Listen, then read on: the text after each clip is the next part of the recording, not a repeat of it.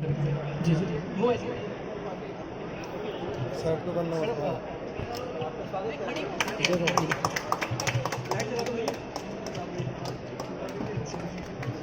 बहुत बहुत धन्यवाद।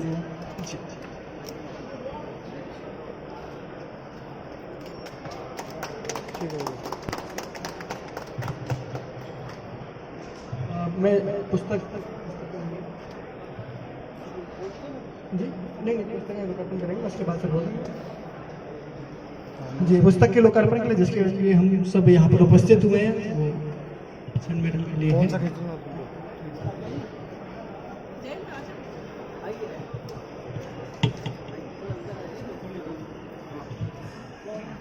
थोड़ा पीछे से।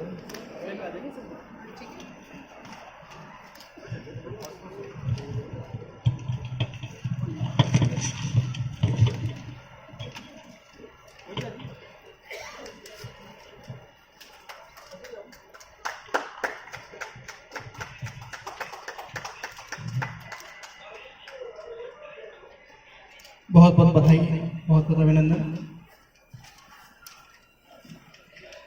मैं बिना किसी देरी के पुस्तक की लेखिका श्री सुमन वाजपेयी जी से ही आग्रह करूंगा कि वो इस पुस्तक के बारे में बताते हुए हमारे साथ बातचीत को आगे बढ़ाएं। नमस्कार। और मैं पीयूष जी और प्रभात जी और प्रभात प्रकाशन का बहुत बहुत आभार व्यक्त करना चाहती हूँ इस पुस्तक को छापने के लिए। ये पुस्तक हमारी तुम्हारी लव स्टोरी जैसे इसका नाम है, तो सच में ये हमारी तुम्हारी प्रेम कहानियाँ ही हैं।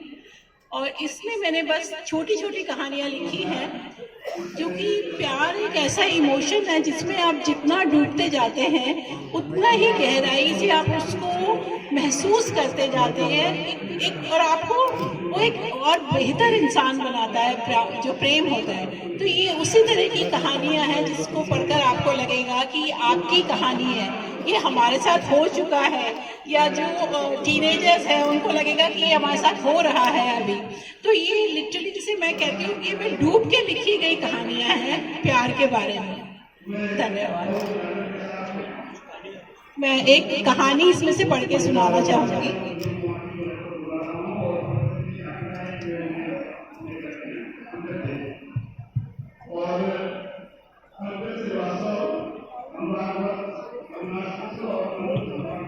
इस कहानी का शीर्षक मैंने नाम रखा है सोल कनेक्शन। ट्रैकिंग पर चले अमरकंटक इस बार। अचानक ऑफिस के कुछ कुलीग्स ने जिद पकड़ ली। सुना है बहुत मजा आता है, नर्मदा नदी का उद्गम स्थल भी है, मौसम भी बहुत खुशनुमा है वहां अभी। नहीं, एकदम सपाट शब्दों में उसने कहा था। स्वर में तीव्रता थी या चिढ़, हैरत से देखने लगे थे सब। तभी उसे लगा कि उसका फोन वाइब्रेट हुआ है। बिना नंबर बिना नाम के उसका फोन कंपकपाता है। अक्सर ऐसा होता है जब भी सौमित्र उसके भीतर आवाज बन उतर आता है। हाथों की जुम्बिश से जो कांप उठती हैं उसकी याद आते ही दिल की धड़कनें जो उसे महसूस कर धड़कने लगती हैं प्यार की थपकियों से। शायद उसे लगता हो कि उसके फोन में थरथराहट हुई है। फिर वे आपस में बातें करने लगते हैं। क्यों नहीं जाओगी? वहां तुम्हारी यादें हैं, हम दोनों के साथ गुजरे पल हैं, तो अच्छा ही है ना, हम फिर से जी लेंगे उन पलों को। आखिर कब तक तुम खुद को एक अंधेरी गुफा में बंद कर उस सवाल का जवाब ढूंढती रहोगी जिसका कोई जवाब नहीं दे सकता। चली जाओ, मैं रहूंगा ना तुम्हारे साथ। जानती हूँ तुम होगे, लेकिन बता सकते हो कि जब इतना प्यार करते थे तो गए ही क्यों मुझे छोड़कर?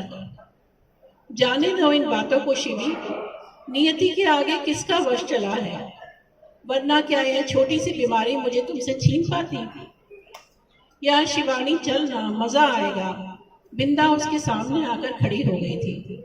बिल्कुल बिंदास और अलमस्त है वह। शिवानी ने इस ऑफिस में 2 महीने पहले ही ज्वाइन किया था और अभी तक वह बिंदा से ही थोड़ा खुद को कनेक्ट कर पाई थी। वैसे भी सौमित्र के जाने के बाद से उसने स्वयं को समेट लिया था। उसके जीवन के इस अध्याय के बारे में ऑफिस में कोई नहीं जानता था। बताती हूँ सोचकर, कहती हुई वह वॉशरूम की ओर बढ़ गई थी। आंखों में नमी अक्सर उतर आती है। अच्छा ही है उसने काजल लगाना छोड़ दिया है। नहीं भूल सकती वह सौमित्र को। शिवानी ने तो उसे अपनी जिंदगी में आने से कितना रोका था, पर वह था एकदम नटखट शरारती। रोकने से भी नहीं रुका, धड़कनों में समा गया। तुम मुझसे उम्र में छोटे हो सौमित्र, वह उसे समझाने का प्रयत्न करती। तो क्या कम उम्र वालों का दिल नहीं धड़कता? कम उम्र वालों के अंदर वह खूबसूरत एहसास जिसे हम प्यार कहते हैं कुलाचे नहीं मारता? मैं तुम्हारे साथ प्यार के पंख लगाकर उड़ना चाहता हूँ। तुम क्यों बार बार मेरे पंखों को कुतरने की कोशिश करती रहती हो? थोड़ा संजीदा हो जाता तो उसे हंसी आ जाती। समझ चुकी थी उसके लिए गंभीर रहना असंभव बात है, बस थोड़ा अभिनय आजमा रहा है उस पर। अपनी आंखों में काजल लगाया करो, बहुत गहरी है, डूब चुका हूं मैं तो। काजल पेंसिल थमा दी थी उसने शिवानी के हाथों में। ऐसा ही था सौमित्र, कब क्या कह दे कब क्या कर दे अंदाजा लगाना मुश्किल था। आर्टिस्ट था इसलिए संवेदनाओं में डूबते उतराते शायरी करता। एक दिन शिवानी ने पायल पहन ली तो उसे रुनझुन कहकर पुकारने लगा। तुम बंगाली मैं ब्राह्मण, क्या कॉम्बिनेशन होगा? कॉम्बिनेशन नहीं, कनेक्शन है ये शिवानी पांडे। ना उम्र का बंधन है ना सरनेम का, इसलिए इस प्यार के कनेक्शन को लेकर ज्यादा एनालिसिस मत करो। तुम मेरी सोल हो और मैं तुम्हारा connection. I love you Shivani. इतना ही क्या काफी नहीं जिंदगी साथ गुजारने के लिए? वह उसकी आंखों में झांकने लगता। पल भर को शर्म से उसके गाल लाल हो जाते। अमरकंटक दोनों साथ गए थे ट्रैकिंग पर, खूब मस्ती की थी। नर्मदा के उद्गम स्थल पर बैठकर सौमित्र ने उसकी तस्वीर बनाई थी। अपनी अगली एग्जीबिशन में लगाऊंगा इसे, टाइटल होगा सोल कनेक्शन। कितना खुश था वह।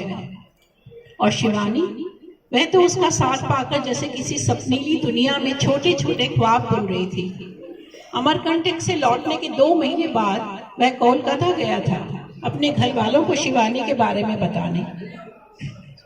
उसके गाल सहलाते हुए बोला था, मुझे कोई आडंबर नहीं करना, इसलिए 1-2 महीने में ही सादे ढंग से शादी कर लेंगे। करियर पर भी फोकस करना है भाई। मैं चला गया था, वही था उसका अंतिम स्पर्श। फोन पर बात होती रहती, पर सौमित्र ने नहीं बताया कि वह बीमार हो गया है। किसी कीड़े ने रात में काट लिया शिवी। ओ माँ, जल्दी ही ठीक हो जाऊंगा। ना जाने कैसा इन्फेक्शन था जिसने उसके शरीर को खोखला कर दिया था। वह चला गया, पर अभी भी उसके साथ है।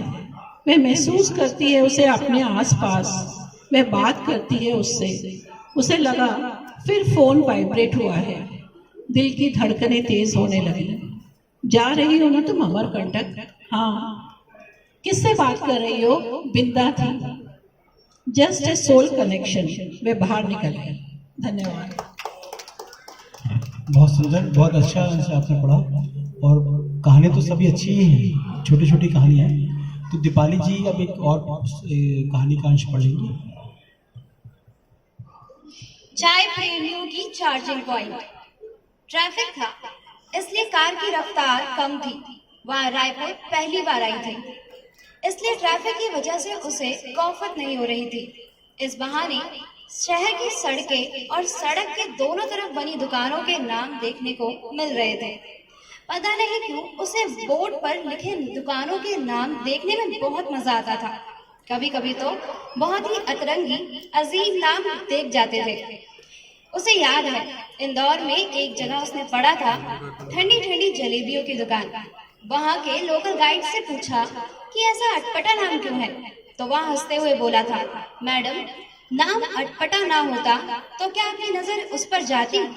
जलेबियां तो गरम गरम ही मिलती हैं, इसलिए बोर्ड देखकर कौतूहल लोगों को वहां खींच ले आता है। कार थोड़ी और सरकी तो बाएं तरफ की दुकान के बोर्ड पर देख उसे होठों पर मुस्कान आ गई। चाय प्रेमियों का चार्जिंग पॉइंट। कितना दिलचस्प व इनोवेटिव नाम। जाहिर सी बात है कि यह ऐसा पॉइंट है जहां किस्म किस्म की चाय मिलती होंगी। कार अब सरक भी नहीं रही थी। चाय, कितनी ढेर सारी यादें जुड़ी हैं उसकी इसी खूबसूरत पत्तियों और सुगंध के साथ। वह खुद बहुत चाय की शौकीन नहीं है, इसलिए मुकुल की चाय को लेकर दीवानगी देख उसे हमेशा हैरानी होती थी। चाय के व्यवसाय में हो तो समझ आता है कि जानकारी होती है। गर्म प्याले में उड़ने जाने वाली अनगिनत किस्मों की चाय की, और एक आईटी क्षेत्र का व्यक्ति चाय के बारे में इतनी समझ रखता है, या सोच किसी को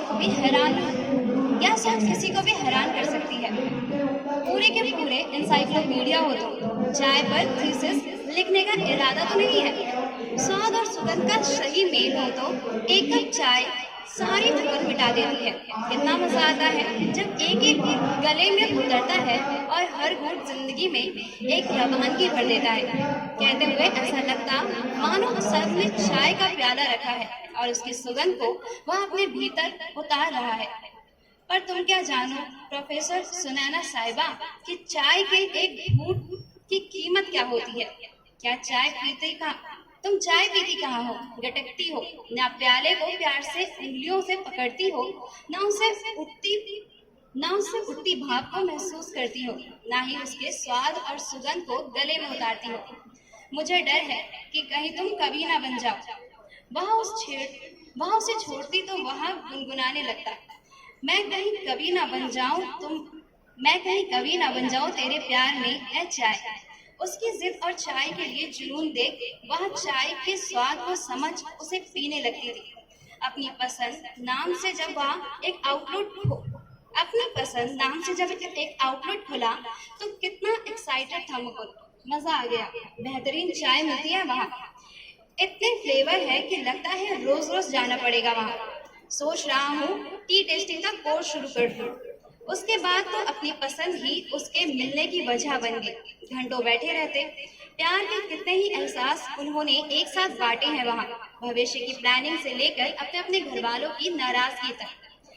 नहीं, ना तो जात पात का चक्कर था, ना ही धर्म का, ना ही स्टेटस का। मुकुल की बढ़िया नौकरी थी, आईआईटी से निकलने होने का गर्व था और उसके पास, और वहाँ कॉलेज में प्रोफेसर, फिर भी दोनों के साथ परिवारों को स्वीकार नहीं था। पता नहीं दादा या परदादा के जमाने की कौन सी दुश्मनी थी जिसे पीढ़ियों से दोनों परिवार निभा रहे थे। माना कि मुकुल स्मार्ट है, उसका प्रोफेशनल स्टेटस है, लेकिन है तो हमारे दुश्मन का बेटा ना। पापा भाई दोनों ही समाप्त स्वर में चिल्ला गए थे। पर दुश्मनी है किस बात की? और अगर है भी हमें कोई फर्क नहीं पड़ता, बल्कि अच्छा है ना, हमारा प्यार उसे खत्म कर देगा। प्रोफेसर ही घर पे मत झाड़ो, माँ क्रोधित होके बोली। और अगर हम फिर भी शादी कर ले तो? करके तो देखो, चीर के रख दूंगा मुकुल को। भाई की आंखों में खून उतर आया। 21वीं सदी में हमारे परिवार सदियों पुरानी सोच कैसे रख सकते हैं? मुकुल उस दिन चाय पी तो रहा था, पर स्वाद और सुगंध को भीतर नहीं उतार पा रहा था। मरने मारने की बातें हो रही थी। मैं तुम्हारी जान को खतरे में नहीं डाल सकता सुनैना, कुछ समय के लिए नहीं मिलते, हो सकता है हालत सुधर जाए।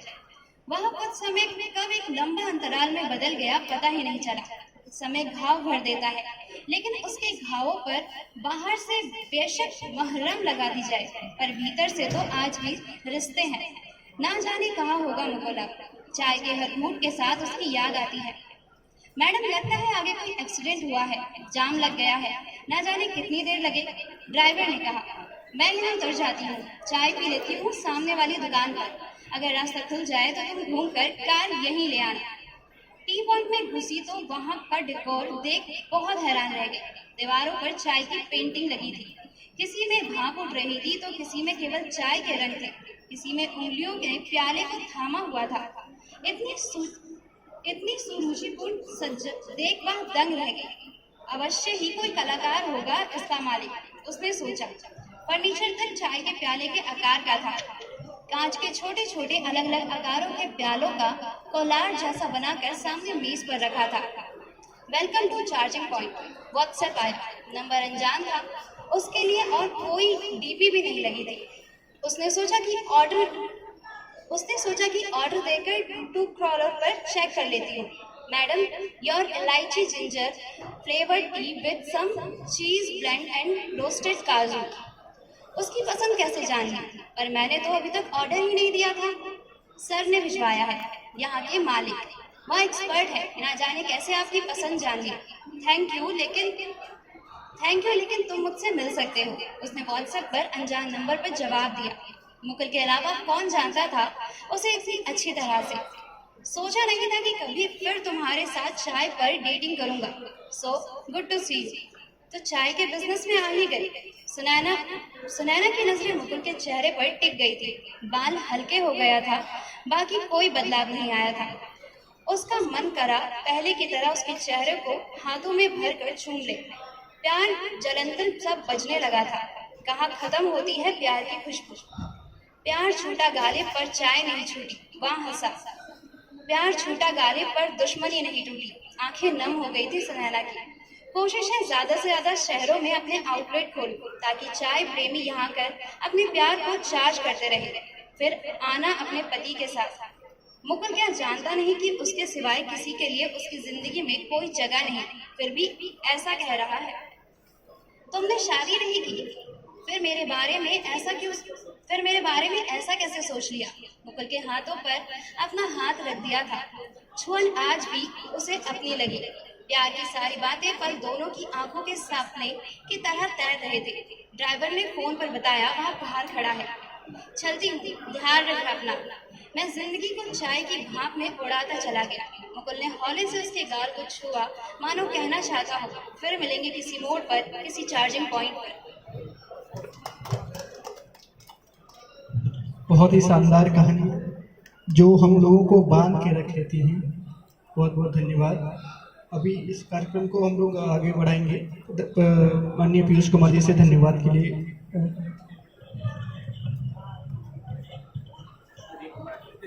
आप सबका हार्दिक आभार इस लोकार्पण समारोह में उपस्थित रहने के लिए। सुमन दीदी का आभार इस पुस्तक लिखने के लिए। और प्रेम सचमुच हम सबको जोड़ के रखता है, वो उसे किसी भी शब्दों में व्यक्त करें।